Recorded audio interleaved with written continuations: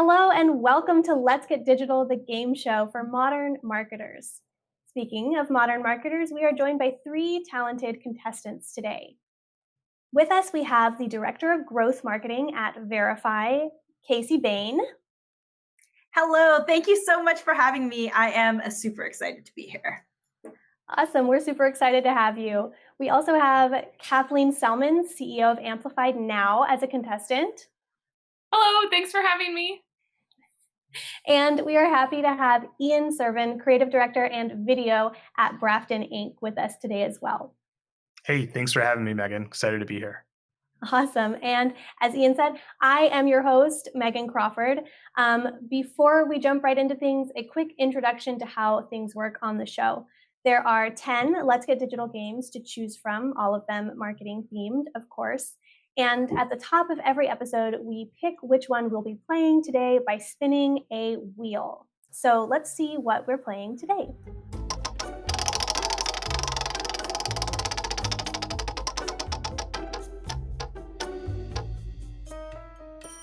So if BuzzFeed has taught us anything, it's that people love a good internet quiz. This particular internet quiz, though, is not going to tell you which Disney princess you are. That's a different Let's Get Digital game. Instead, we'll be playing standard trivia with 3 rounds. Here's how it works. Each question is worth 1 point, and as we progress through the rounds, the questions get harder and the stakes get higher. The rules are simple. Buzz in if you think you know the answer, and if you get it wrong, your opponents have the opportunity to buzz in and steal the point from you, but only once. And that's it. Are we all ready to play? Let's do it. Yeah, ready. Awesome. Round 1, here we go. A lot has changed about Twitter since its launch in 2006, although we're still waiting on that edit feature. One of the most controversial changes made was in 2017 when Twitter upped the character limit. As of 2020, how many characters are allowed in your bio? And we did have Kathleen buzz in first with that one. 280?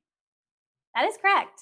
It's 280 characters for your bio, which is just double what the original 140 characters was. And we'll move on to the next question. TikTok, aka the app formerly known as Musical.ly, started seeing viral popularity in the US in the latter half of 2019. Lately, however, due to concerns that the app is going to be shut down, many users have been jumping ship, instead opting to find a new platform under the growing umbrella of Instagram features. What is the name of Instagram's TikTok lookalike feed? Oh, that was Kathleen first again, closely followed by Kasey. Kathleen. Is it Reels? Yes, it is Instagram Reels. That is their TikTok lookalike. Search engine optimization, or SEO, is, at its core, the process of improving your site to increase the likelihood that you'll show up in organic search results. There are a collective set of best practices when it comes to SEO and certain rules, both spoken and implied, that need to be followed. What do you call an SEO tactic that goes against best practices and can incur penalties if discovered? That was Kasey in first. Kasey, go ahead. So I believe that is Black Hat SEO. It is, that's correct. That's 1 point for Kasey. Yeah, Black Hat SEO, pretty standard stuff here. But you know, it always makes me think of, what's that HBO series, Westworld? Where you have to like choose which hat you want at the beginning. So all of those SEOs out there, before you start your career, just choose wisely which hat you want. And moving on to the next one. The animal rights organization, PETA, is known for their over-the-top campaigns. Often using racy and sometimes gory imagery, their shocking ads take up space in the public's memory long after they stop running or are taken down. A controversial but effective awareness tactic. Speaking of awareness, what tasty vegetarian protein option is also an acronym for the first stages of the marketing funnel? Ian buzzing in first. Go ahead, Ian. Got it. Okay, tofu, top of the funnel. That's correct. Tofu. Nice. This is the last question of round 1. Facebook ads have been one of the best paid options on social media since 2007 when they launched their ads platform. Since then, things have gotten much more sophisticated, allowing brands to track conversions, optimize ads, target specific audiences, and retarget site visitors. What's the name of the piece of code that lets you track conversions and custom audiences? Kasey, you went in and buzzed in first. That is the Facebook pixel. That's correct, Facebook pixel. That is that little piece of code that makes all the difference. And moving into round 2. So these questions are a little bit more difficult, and they are multiple choice. Here we go. We all know that almost everything is owned by Facebook, including Instagram and everything that entails. Which of the following is not or has not been an actual Instagram feature? A, Instagram Shop. B, Challenge Sticker. C, AR Shopping. Or D, Instagram Ride. Kasey buzzing in first, followed quickly by Ian. I think that is Instagram Ride. That's correct. Instagram Ride is something I made up and I would never use. That sounds like a terrible idea. Love it or hate it, the Bird app's iconic logo is instantly recognizable. But did you know that the little blue bird has a name? What is the Twitter bird's name? A, Robin. B, Tweety. C, Larry. Or D, Dorsey.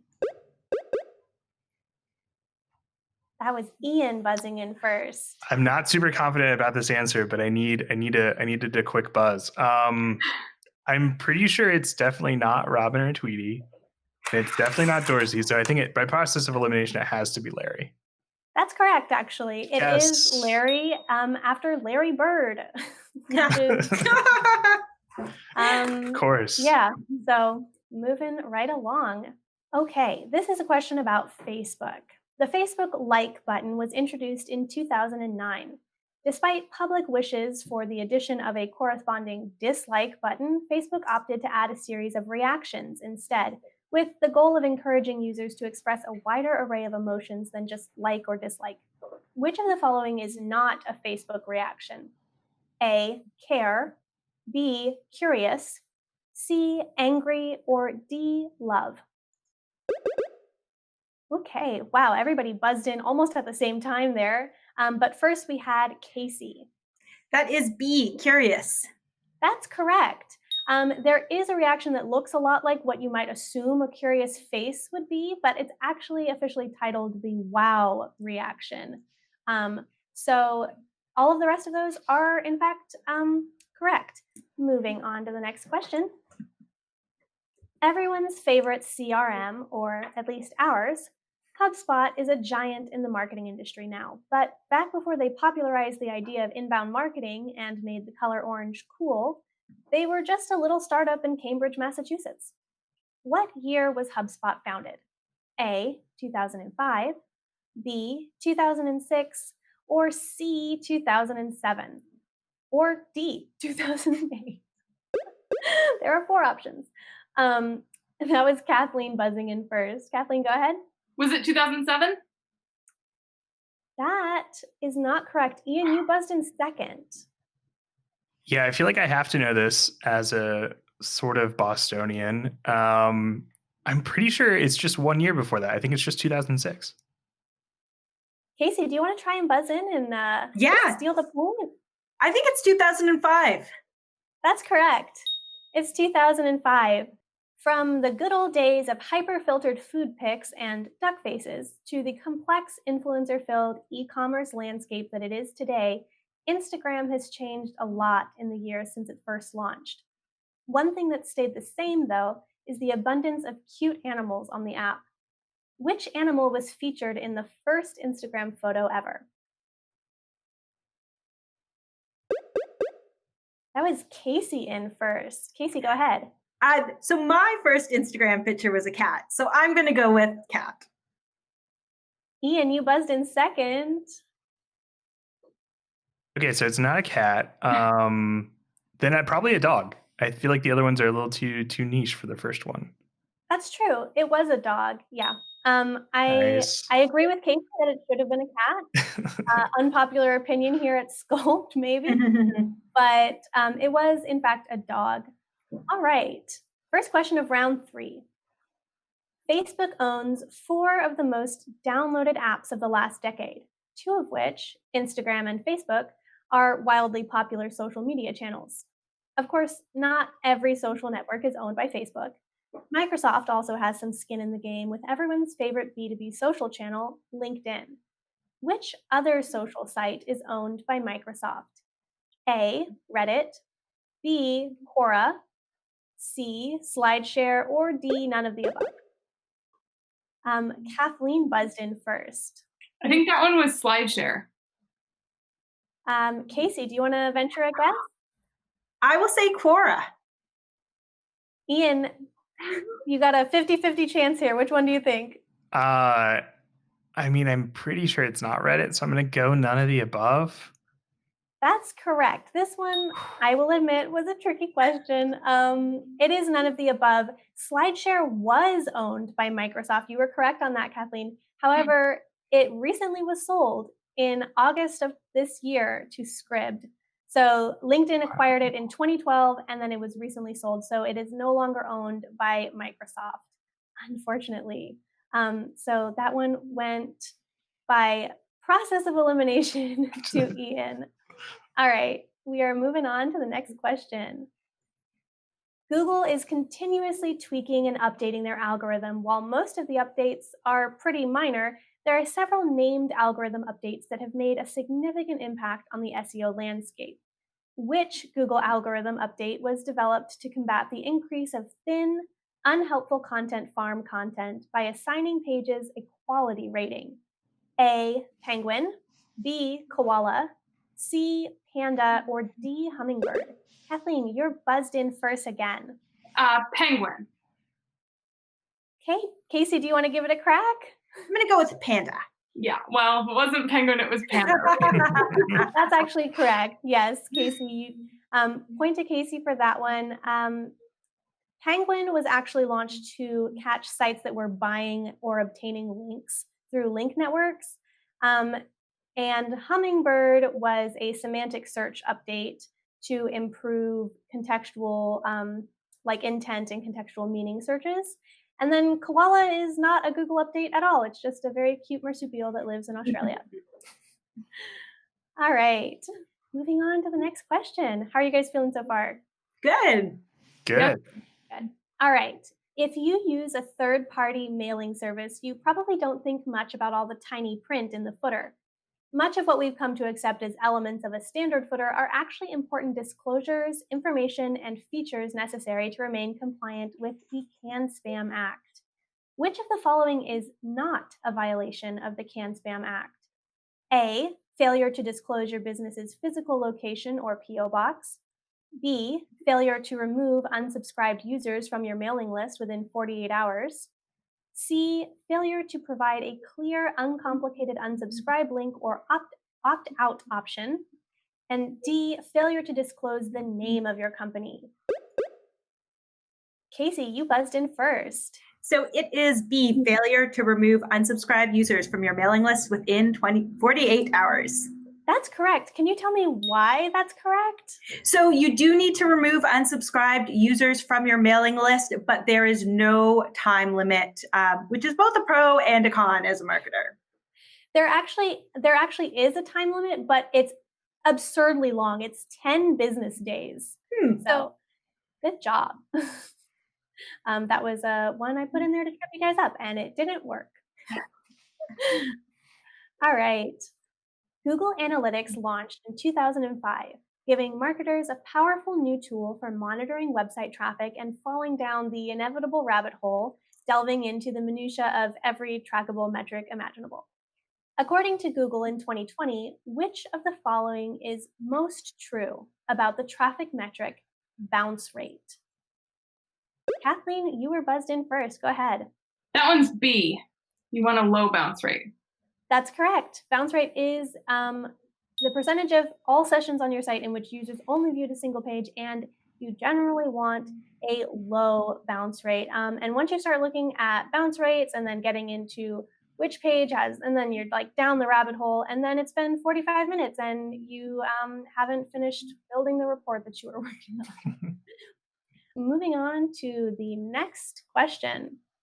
Whether you are a card-carrying member at Starbucks or can't stand the place, the siren's presence on social media is hard to ignore, and that's not by accident. Equal parts controversy and loyal fan base, Starbucks knows how to get people talking about them online. What was the name of the viral limited edition drink that exploded on the social media scene in 2017? That was Ian, followed closely by Kasey. Ian, go ahead. Yeah, I'm pretty darn certain that 2017 was the unicorn year. So I'm pretty sure it's the unicorn frappuccino. That's correct. It Nice. was the unicorn frappuccino, which has no coffee in it, only artificial food coloring. It's just artificial food coloring and whipped cream. That's 1 point for Ian, and you guys, that's our game. We That are went by quick. Yeah. done. Yeah. Congratulations to our winner, Kasey. And Nicely done. much to Kathleen and Ian for joining us today. I sincerely hope that you guys had as much fun as I did. And then, Kasey, in addition to a week's worth of coffee on Sculpt, we will also be making a donation to the SPCA on your behalf. Thank you. Of course, we are happy to. And just a little bit of info for everyone watching. The Society for the Prevention of Cruelty to Animals is an international organization that works to stop the abuse and suffering of animals with innovative programs that serve both animals and their human caretakers. So a worthy cause indeed. I'm sure everyone watching has seen the Sarah McLachlan commercials. So no more sad puppies in cages. We will be making a donation on Kasey's behalf. Thank you so much for joining us today, you guys. If our viewers are interested in following or connecting with you, where can they find you online? So I'll go first. You can learn more about VRIFY at VRIFY.com and find me on social media. I'm at Kasey Bayne on just about every network out there. Awesome. You can find me on Instagram at Ian Servin, IANSERVIN. You can follow me on Twitter if you want at iServin, but mainly I just retweet political stuff these days. So I think Instagram's probably the place that you want to go. My website's amplifiednow.com, and my handle on all social media is Kathleen Celmins. That's fantastic. Oh, go ahead. I was just going to say that's CELMINS. Awesome. Thank you so much again for being here today. And then for everybody watching, new episodes go up every other Monday. So we will see you all next time on Let's Get Digital, the game show for modern marketers.